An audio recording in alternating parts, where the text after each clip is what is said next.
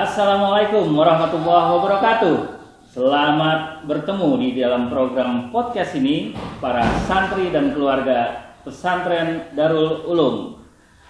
Saya MT atau Matahari Timur akan membawakan sesi podcast pada kali ini dan akan membahas satu hal yang lagi tren di Indonesia, yaitu mudik.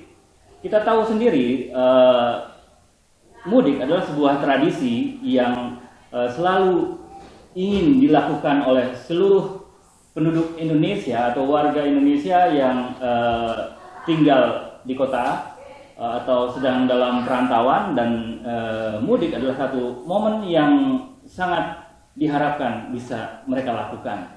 Namun kita paham bersama-sama pemerintah saat ini membatasi mudik. Karena apa? Kita masih berada dalam situasi pandemi COVID-19 atau COVID-19. Pemerintah ingin agar penyebaran virus COVID-19 ini tidak semakin tinggi, ya. Sekarang sudah merendah dan jangan sampai terjadi gelombang berikutnya. Tetapi kenapa masyarakat kita kok berupaya dengan berbagai cara agar tetap bisa mudik? Nah, inilah kebetulan saya punya dua orang narasumber yang kredibel. Yang pertama adalah Ustadz Iqbal Harafa. Selamat malam Ustadz. Selamat malam. Assalamualaikum semuanya, para anak-anak, para santri, keluarga, semua sehat. Ustadz Iqbal Harafa ini adalah pengasuh pesantren Darul Ulum Bogor. Dan narasumber saya yang kedua sudah ada di depan saya pas. Ya, Ustadz Abdus Syakur. Kalau saya sih lebih akrab menyebutnya Bang Kuplek. Beliau adalah alumni jurusan sejarah UIN Jakarta dan juga pengamat budaya. Assalamualaikum. Waalaikumsalam warahmatullahi wabarakatuh. Apa kabar semua pendengar podcast Darul Ulum? Alhamdulillah agak segar sekarang karena udah buka puasa. Alhamdulillah. Tadi lemes ya? Buka puasa ya. Tarawih udah kelar juga kan. Nah, sekarang saya mau nanya nih. Pertama ke Bang Kuplek. Gimana ente melihat fenomena mudik? Secara naluriah, setiap orang itu punya ikatan terhadap tanah kelahirannya, punya keterikatan, apalagi buat mereka yang sedang berada di rantau. Dan fenomena mudik ini merupakan fenomena khas ketika ada perantauan. Jadi kalau orang nggak kemana-mana ya nggak mudik gitu ya. Nah, jadi memang mudik ini merupakan khas orang-orang rantau ya. Jadi ada istilah setinggi-tinggi bangau terbang, sejauh-jauh burung itu mengembara, tempat berpulangnya adalah tempat di mana dia dilahirkan. Ya, ada lagunya juga dari Mas Habi. Apa tuh? Pandai-pandai. Oh. Maaf ya, saya nggak tahu Mas Habi ya.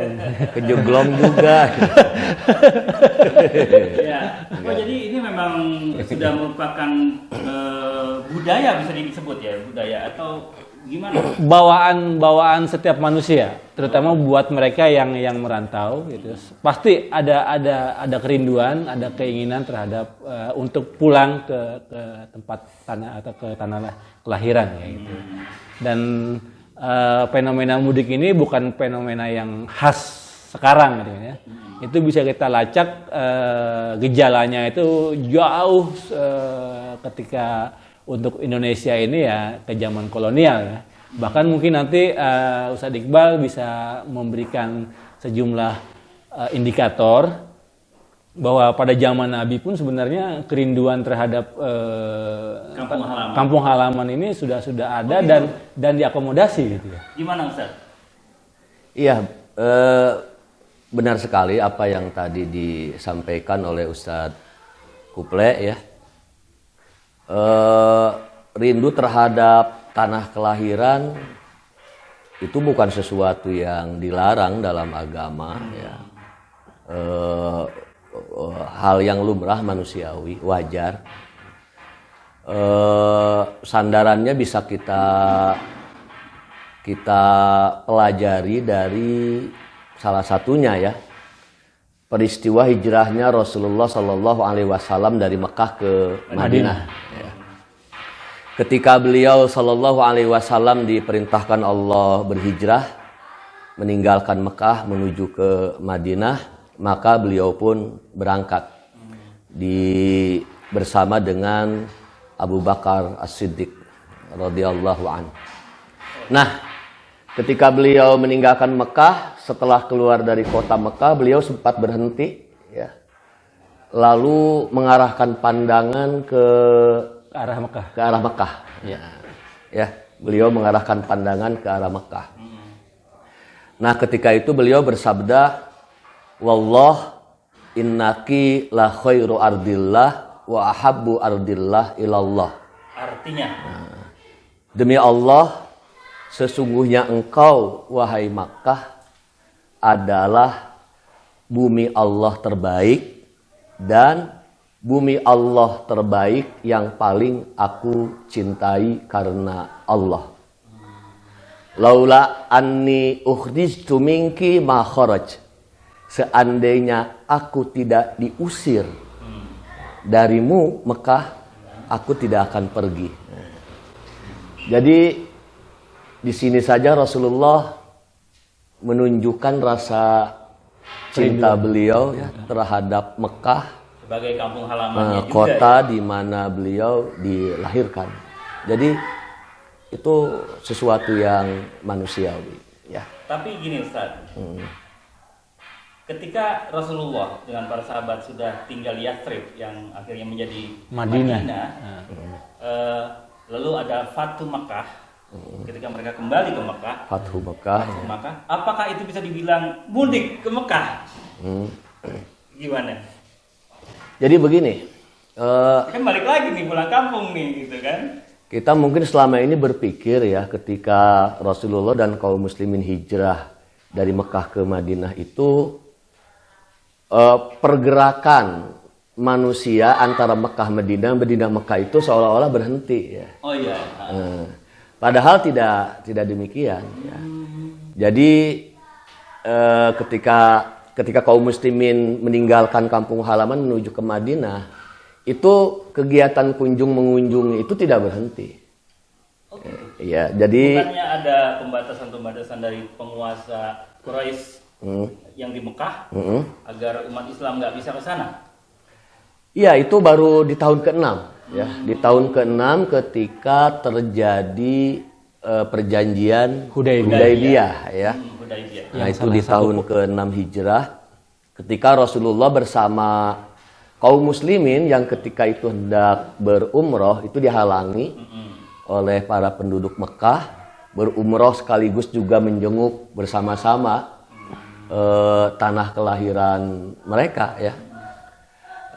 Di situ kemudian terjadi kesepakatan antara Rasulullah dengan kaum Quraisy di Mekah yang banyak ya item kesepakatannya. Salah satunya itu kan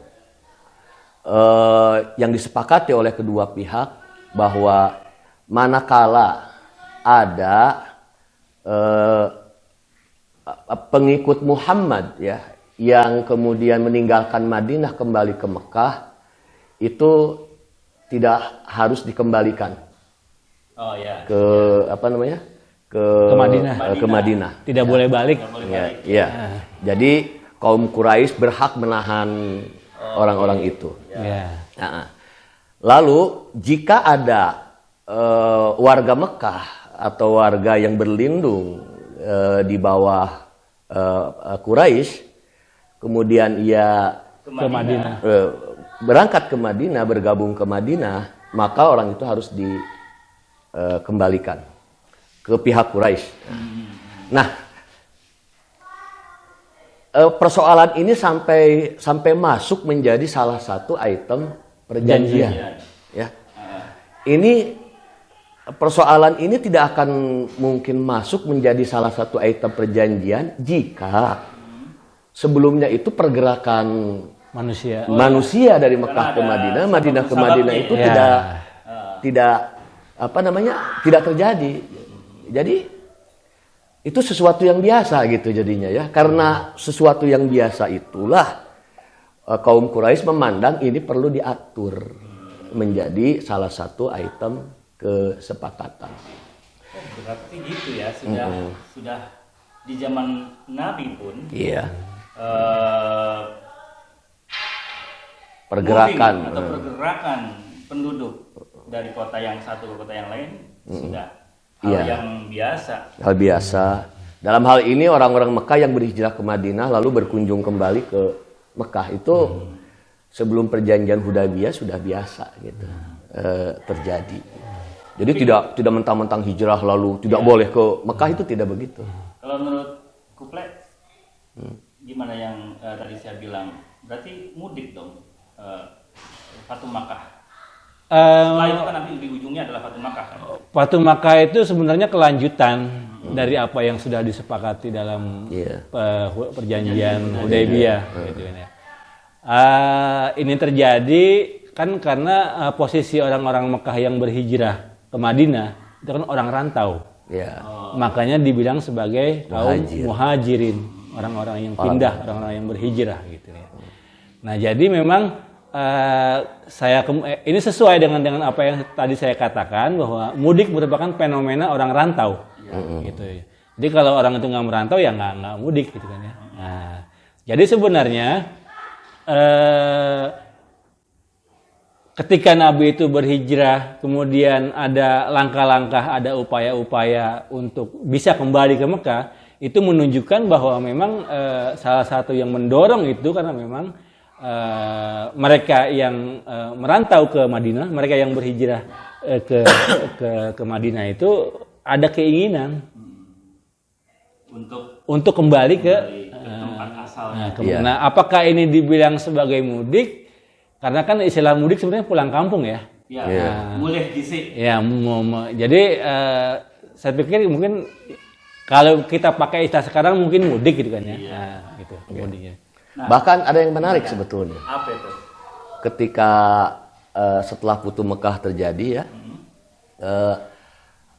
kaum muslimin yang merupakan penduduk asli Madinah, ya, itu sempat mengkhawatirkan Rasulullah tidak kembali ke Madinah. Ya.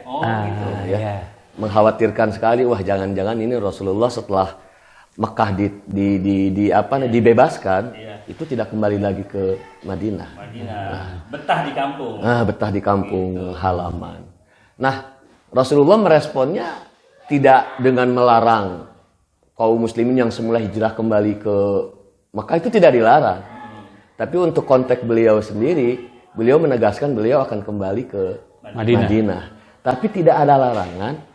Ya, saat itu mereka yang ingin kembali, yang semula berhijrah ke Madinah ingin kembali ke Mekah itu dilarang. Tidak ada. Tidak ada larangan. Tidak ada. Itu ya berarti ya silakan aja gitu.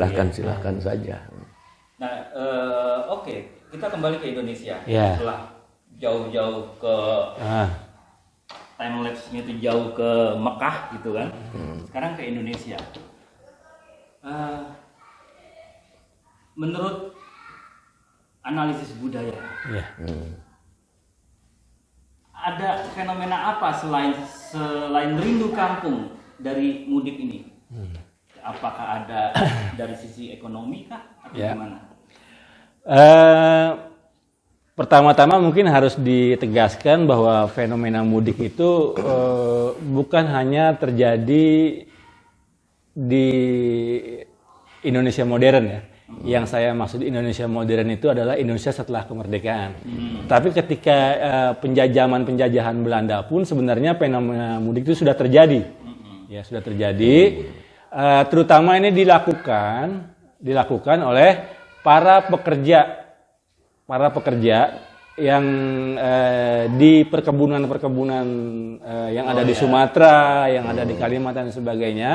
Mereka itu diberi waktu libur dan pulang kampung saat Lebaran ya. Tapi karena memang secara demografis saat itu penduduk Indonesia itu masih sedikit, jadi memang kesannya itu nggak dramatis dan nggak kolosal ya.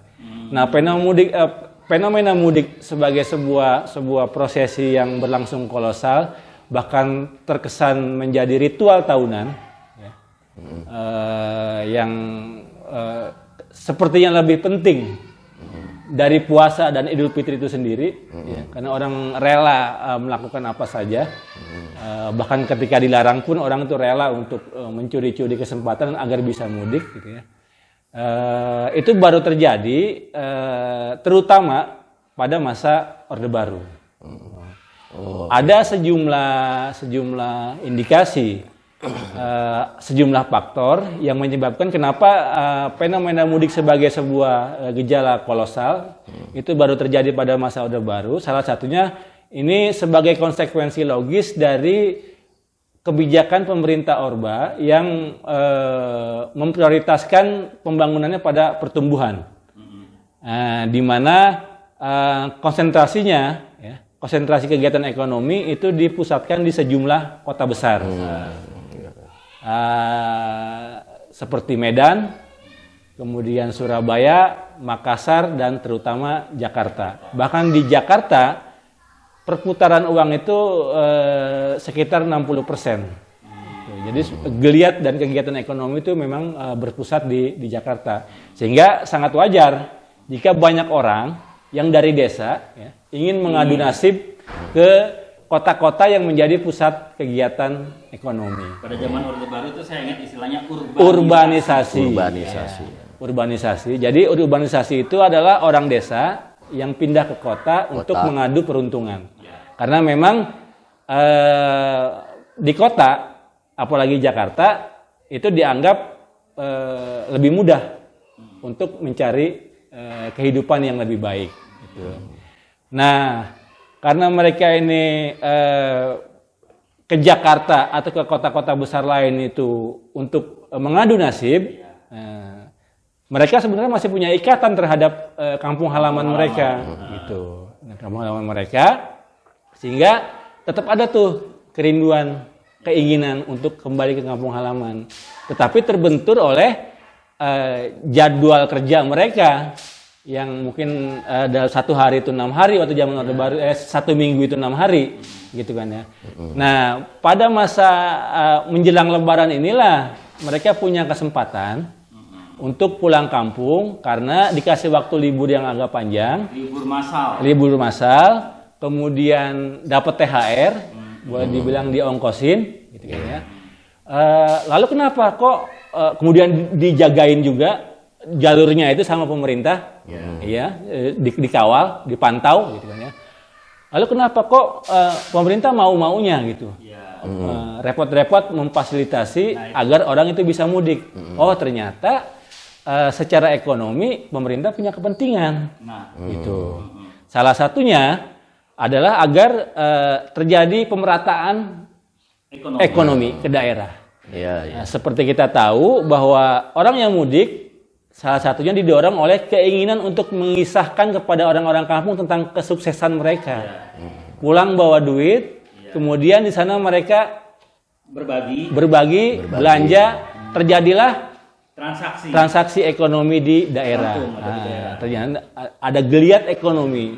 Nah, ini secara ekonomi sangat diharapkan oleh pemerintah, yang apalagi yang mengejar pertumbuhan. Nah, jadi ada indikator-indikator ekonomi itu menunjukkan, ekonomi Indonesia tumbuh, gitu.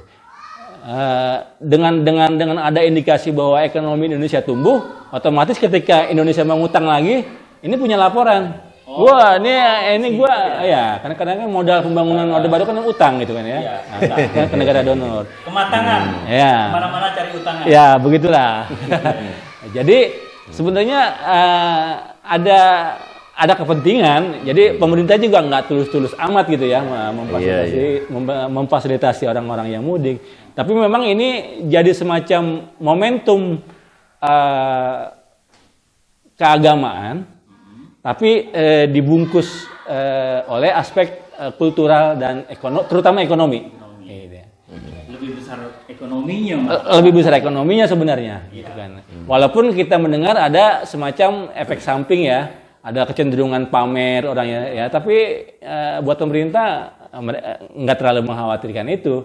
Yang khawatir itu orang-orang yang dari segi keagamaan, gitu. Dari segi keagamaan ada khawatiran? Iya, karena kan sebenarnya orang itu nggak boleh pamer harta apa semua kayak. Mudik nih, kan biasanya kita udah hafal nih, pemerintah DKI Jakarta lah.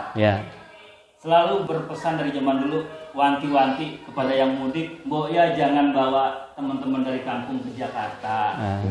Gitu. Ini melihatnya dari sisi budaya atau dari sisi ekonomi kayak mana?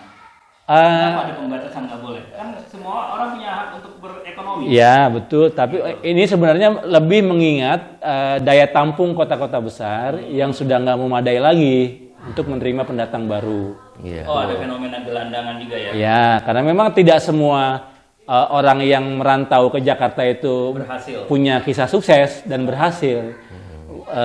Banyak yang berhasil, tapi sebenarnya lebih banyak yang tidak berhasil. Gitu. Oke. Semacam itu. Perantau di Jakarta? Saya merantau dari Jakarta Barat ke Jakarta Timur. Jadi bukan pendatang, bukan? Bukan pendatang, bukan perantau. Sukses enggak? Itulah. Makanya kalau nggak mudik. Nggak mudik ya. Kan? Sekarang gini, ini kita masuk ke kondisi khusus saat ini. Gimana pandangan antum? Kan antum tuh jamak ya? Salah nggak sih? Iya. Antum, bukan antum berdua ya? Antuma. Ya. Menyikapi pelarangan mudik terkait kondisi COVID-19. Ya, yang tadi saya sampaikan itu kan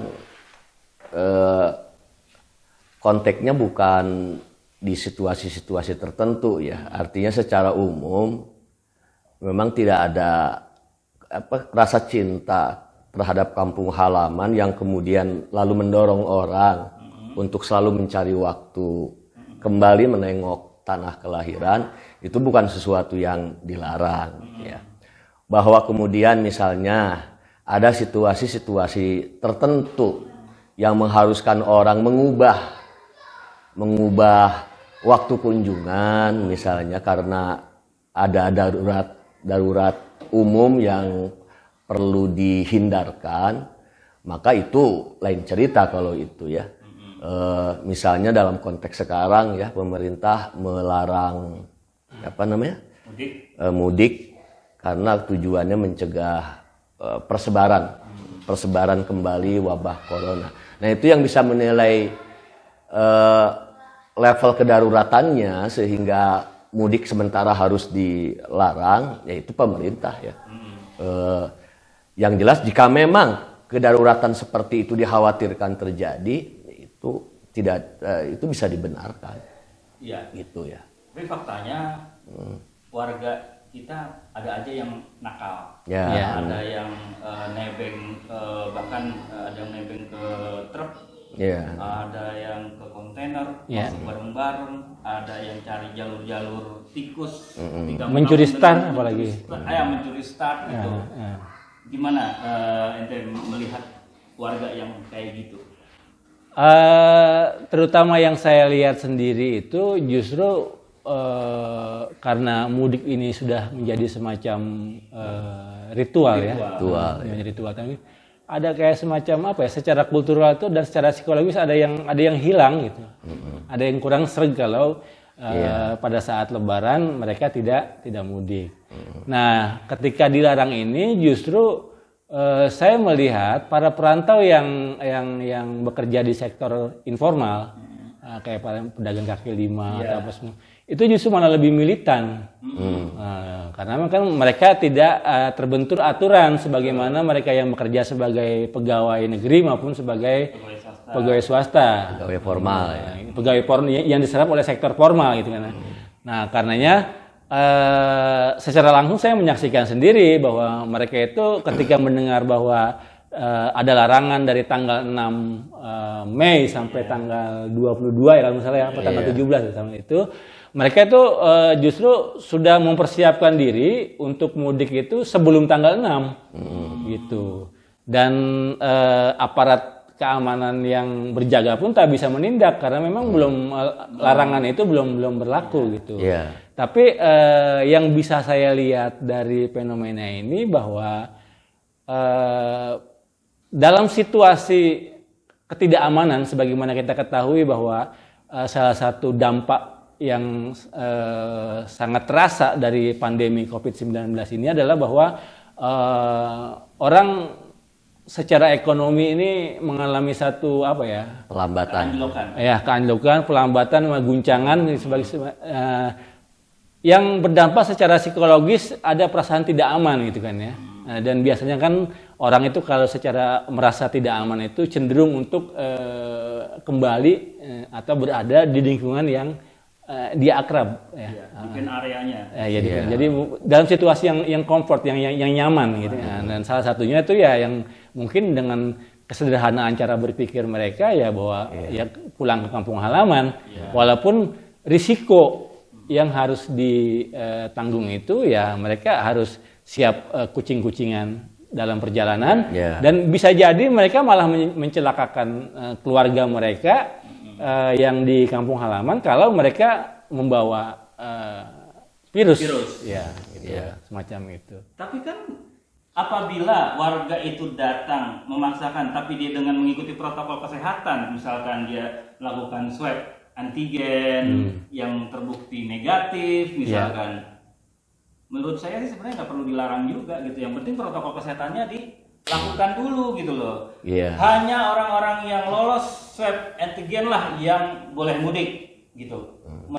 Kalau saya secara pribadi walaupun nggak mudik ya, itu mikirnya sih ke sana gitu loh. Dia diketatkan saja protokol kesehatannya ketimbang dilarang-larang. Toh kalau dilarang ada juga yang nakal, yang lolos gitu kan. Watak warga kita kan kayak gitu.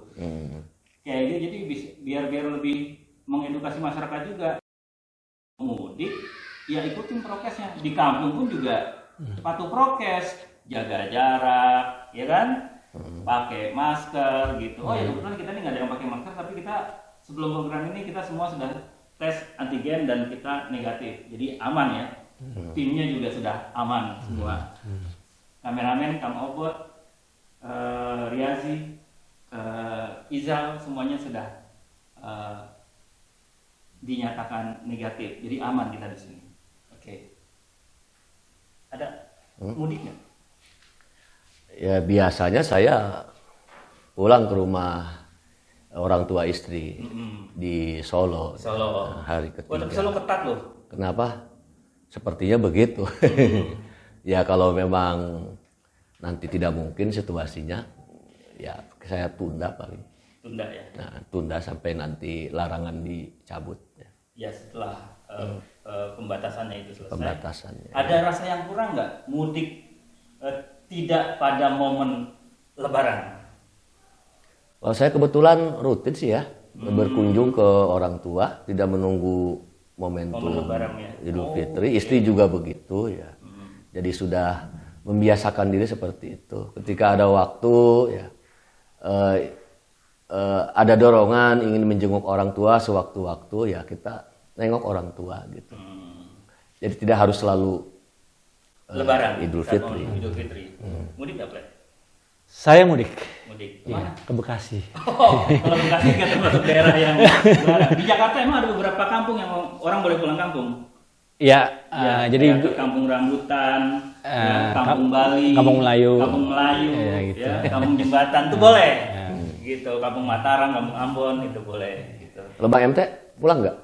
Saya tadi ke Jakarta. Di Jakarta. Ya kalau saya sih lebih melihat pelarangan mudik itu karena memang ini sebagai antisipasi saja gitu ya. Dilarang aja masih ada yang nyelos-nyelos, apalagi nggak dilarang kan gitu. Seperti itu. Apalagi seperti kita tahu bahwa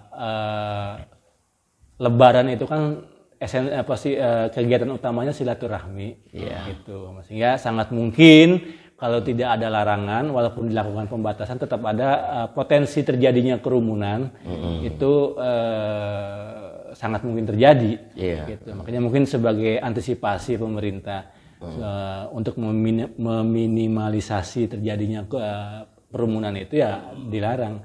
Jadi kalau dilarang umpama ada sekian persen yang mudik, ya itu masih lebih bagus ketimbang diperbolehkan dengan catatan ya kita berangkat dari pengalaman tahun sebelumnya, gitu, di mana banyak sekali sudut-sudut atau segi-segi aturan itu yang bisa diakali.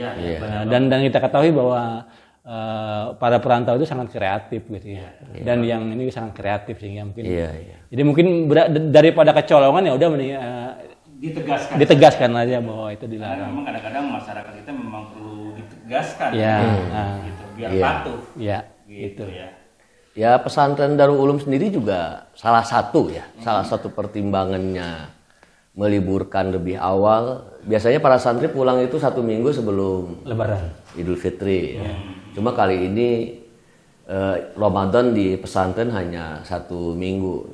Kita percepat perpulangannya. Salah satunya ya jangan sampai nanti begitu santri diliburkan larangan mudik sudah berlaku, sehingga nanti di lapangan pengaturannya merepotkan sekali. Ini para santri soalnya anak-anaknya. Kalau sampai mereka tidak berada di rumah saat Idul Fitri, ini kita di pesantren akan menjaga santri supaya tetap bisa gembira, ini akan sulit sekali. Kemudian para orang tua di rumah juga akan jadi gelisah beridul fitri itu. Makanya salah satunya ya itu pertimbangannya kita segerakan perpulangannya. Hanya saya sini sepi banget. Hanya penjemputannya menerapkan protokol ketat gitu ya. Oke. Saya pikir cukup pembahasan kita ya. Iya. Terima kasih. Mudik boleh apa enggak? Tetap nggak boleh. Ya. Tidak boleh pada waktu-waktu yang sudah ditentukan oleh pemerintah. Ya. Tetap bagaimanapun kita harus mematuhi pemerintah kita. Ini merupakan ikhtiar kita agar ya kita kan sama-sama capek lah ya dengan kondisi COVID-19 ini ya. Berkegiatan ekonomi juga udah banyak segala sektor yang anjlok ya. Kita ingin ini selesai dan salah satu caranya ya mau tidak mau kita harus siapa yang mau diikuti selain pemerintah, karena pemerintah nggak sekedar saya jadi kayak buzzer ya gitu ya, kayak buzzer RT gitu, tapi enggak kok, saya tetap anti pemerintah gitu. Karena bukan bagian dari pemerintah gitu kan. Tetap patuh ya. Pertimbangan saya satu, kita ingin pandemi ini beres di Indonesia. Kita nggak ingin terjadi apalagi ada gelombang kedua di India, Thailand, Turki, Filipina, Bangladesh, Palestina dan beberapa negara. Kita belajarlah dari beberapa negara yang memang sudah mengalami gelombang COVID kedua yang makin berat ya. Kita nggak ingin itu terjadi. Oke, terima kasih Bang Kuple. Terima kasih Ustadz Iqbal ya. Santri dan keluarga, kita nanti akan ketemu lagi di sesi podcast Darul Ulum bersama teman-teman di pesantren Darul Ulum. Program ini insya Allah akan terus berkelanjutan. Stay tune di channel Darul Ulum Media Center. Assalamualaikum warahmatullahi wabarakatuh.